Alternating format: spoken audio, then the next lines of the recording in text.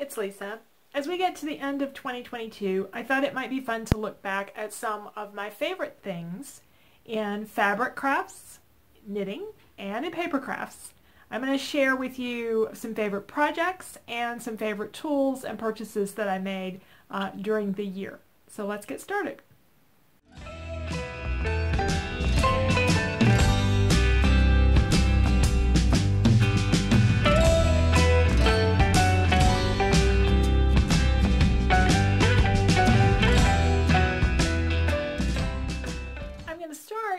End the video with fabric crafts, and for me that's mostly quilting.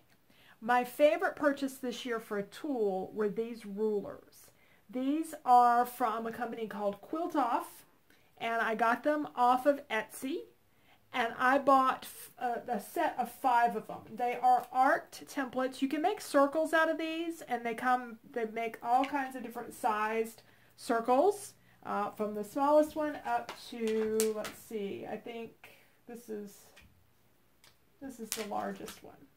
I use them mostly for arcs, and I used them on the quilt behind me. I haven't completed that quilt yet, but it has some border, and I'll show you a close-up of it, where I just used the arc template to kind of guide the border. So I created my spine for the feathers with this.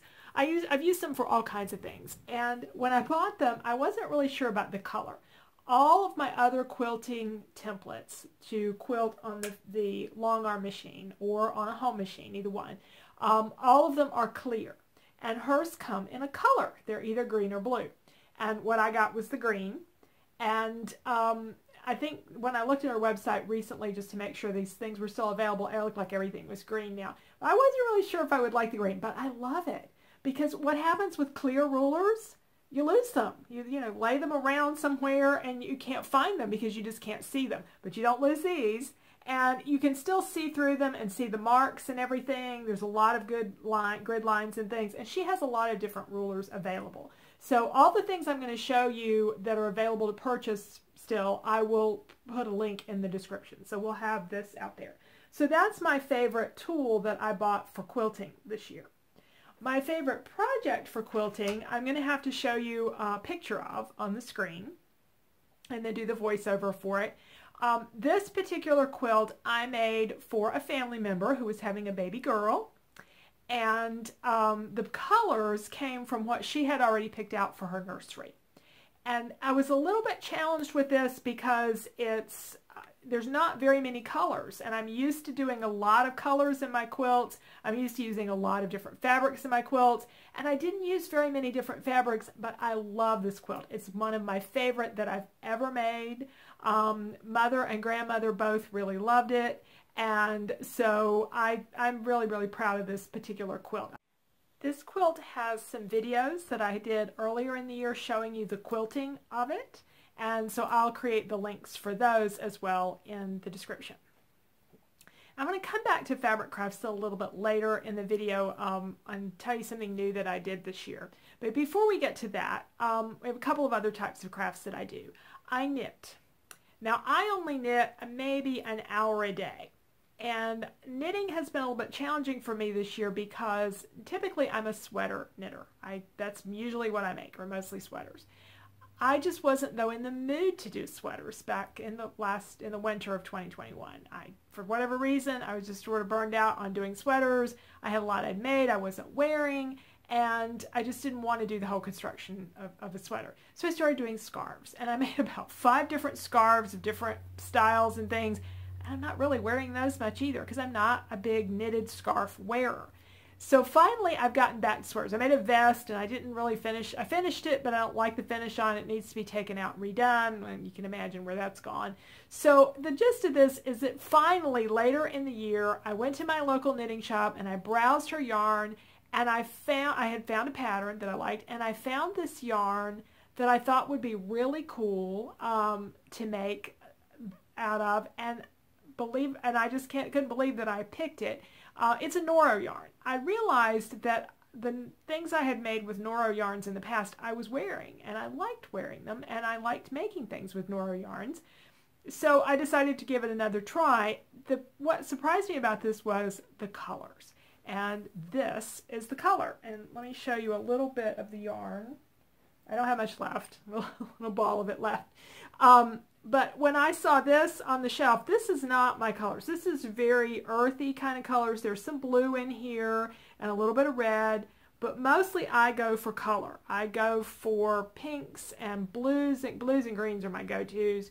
But brighter colors or even pastels, but I don't do neutrals. So this kind of surprised me that I chose this color, and I would have never picked this if I were ordering it. But seeing it in person, something about it spoke to me, and this is the garment that I created. So I'm going to show you this. I'm going to step back so you can see it a little bit better. I'm putting the name and the color number on the screen. So if you're interested in this particular yarn, and this is the pattern stitch that I created, or that I knitted. It came from a pattern called Diamond Lace Kimono by Originally Lovely, and I'll create the link onto Ravelry for this particular pattern. And the reason you should probably look at it on Ravelry is to look at some of the notes.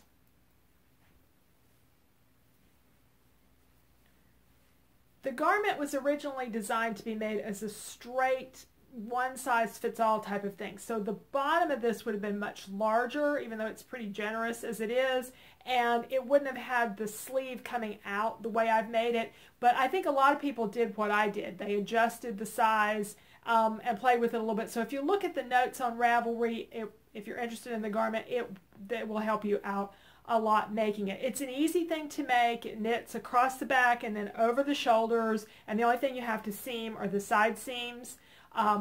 But it has a beautiful pattern stitch, and I really enjoyed that part of it. But the pattern's not real detailed, and there's a lot of notes on Ravelry that can help with it. But the first time I wore this, I wore it with something with the short sleeve, which I think it looks better with. And I had more compliments than I've probably ever had for anything that I've knitted. And it was a fairly quick knit.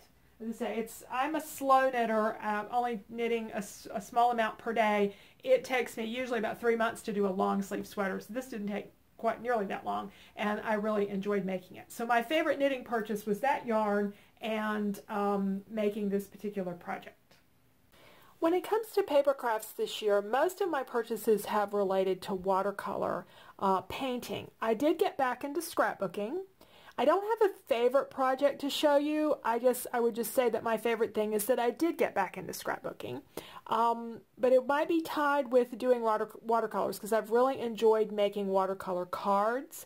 I've done quite a number of them. I've usually done groups of them. I participated in some card swaps. I did some for Valentine's Day and a spring one that was these cherry blossoms. I painted a lot of cherry blossoms.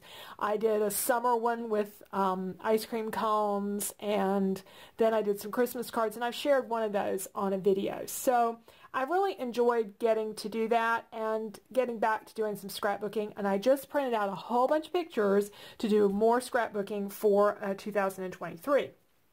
But right before Christmas, I got in one of my favorite things that I received that I've started working with on watercolors, and the other one I bought just a couple of months before.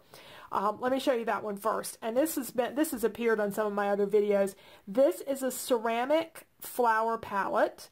I bought mine at Cheap Joe's Art Supplies, and they have a location, I think, in Charlotte. I've never been to the Charlotte location. They have one in Boone, North Carolina, and you can mail order from them.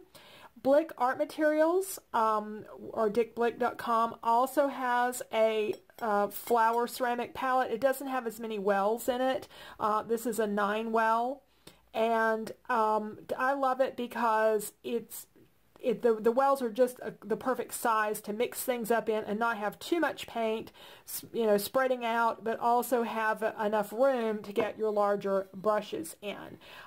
When I first started doing watercolors, somebody indicated, I don't remember who it was that I was watching on YouTube or Craftsy or wherever it was, talked about how watercolors just look better and work better working out of ceramic, and they really do. Now, I have a plastic palette for holding all the different colors, but I will typically bring them from there over to this flower palette for mixing and working with the colors, and I just really, really have liked this. Before I got this, I bought plates at the dollar store and used those, and that was fine to get started, but the paints would run into each other, and having the separated wells is really nice, and it's a really pretty piece to have on the table. It was about $15 or $16, I think, for this one. Now, I got in these brushes recently. I have been following Emma Lefebvre a lot on watercolors, her and some of the other artists, and she has her own set of brushes through Craftimo, and I'll include the link for that. They come in this beautiful box. I'm probably going to have to repurpose this box, though. It's so gorgeous, and I will doubtfully ever put the brushes back in there because now I have them out and I'm using them all the time. I haven't used this one yet, but I've used the other three. That's about the only thing I've used since I got them in just a few days before Christmas. What I like about them, I've previously talked about the snap brushes, and that was one of her recommendations previously. These are great, inexpensive brushes, but the difference is her brushes have this really great point to them. Let me put this up here so you can see. So see how, these are both size 6 brushes, and you see how the Emma Lefebvre brushes come up to this really great point. And so they hold a fair amount of liquid, but you can get a really nice detailed point as well as getting a wider spread of paint on these if you want. So I have worked with all of them. I mean, lately I've been playing with this size 12 brush. That's the largest. I didn't have one this large. I only had a size 10 up to this point. So, so these are really different and fun for me, and I'm really enjoying them, and they're very attractive brushes as well. They were I thought a little bit more expensive than some brushes, but they're just, I'm really enjoying working with them. So those are my 2 favorite things for paper crafting. So let's talk just a little bit more about fabric. Now, another thing that I did this year related to fabric crafts is I joined my local quilt guild. And I had never participated in a quilt guild. It happened to be the year they had their quilt show. They only have it every 3 years. It ended up being 4 years because of COVID.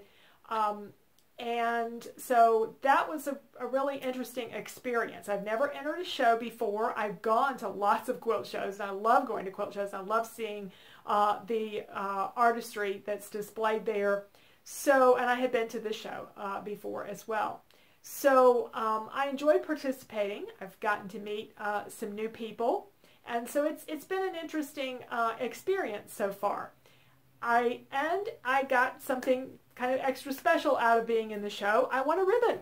So this is my ribbon, and one of the Quilt Guild members made these ribbons, and she did a fantastic job. They're really beautiful.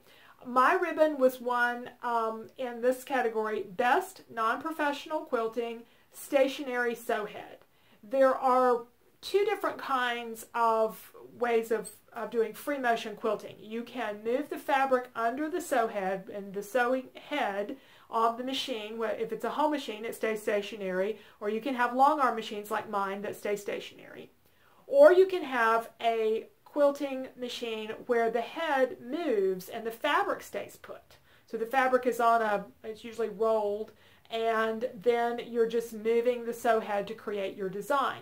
Mine is the other way. So I move the fabric under the head of the machine. That's what I had always done before, and so when I bought a more professional machine, I wanted to stick with that. And there are some advantages to it, and we can talk about that in some other video. But anyway, that's the kind of quilting that I do, and I was really honored to receive an award for that.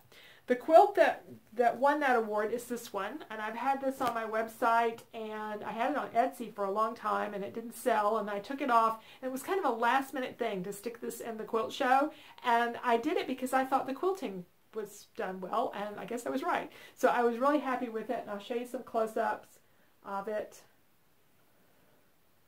I called it Hot and Cold,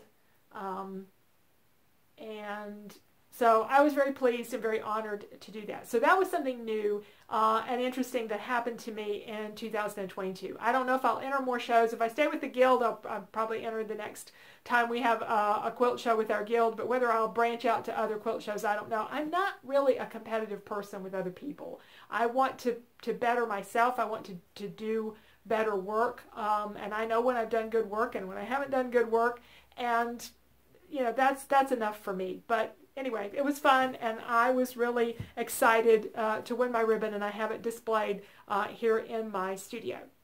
So thank you for watching today. Those are some of the new and things that I enjoyed out of 2022, and I'm looking forward to doing lots of crafting in 2023 as well. Happy New Year!